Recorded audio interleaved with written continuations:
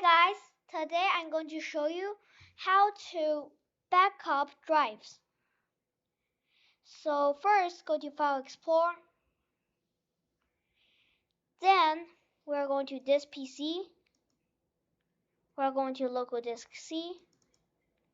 And now we need to create a folder.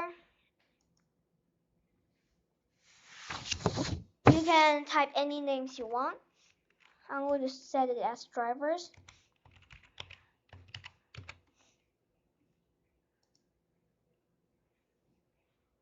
Now press Windows key plus X. Then here you will see something that says Terminal Admin. Click on that.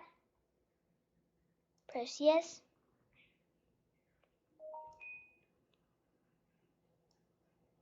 Here we go. And here we need to type DISM space, then a slash, then online space, then slash again, export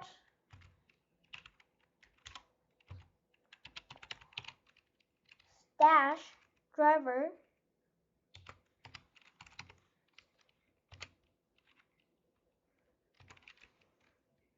then a space and a slash again,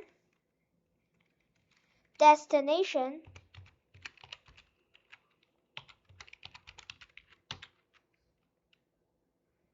then we're going to type a colon, type a colon. Now we're going to type a double quotes. And then we put that folder inside the drive C. So we type a C colon like this. Then we're going to type a backslash. Then you're going to type the name of that folder. The folder's name is drivers. Of course, if your folder's name is others, then you can type your folder name. Another double quotes, then an enter. You see that it says exporting and everyone says successful, which means that it's all successful. Now you can have a check back inside your folder. You see, there's a lot of folders here too. That's correct. So all the drives are backup. And don't forget that you need to copy it out. So be sure to prepare a USB flash drive. That's all for today.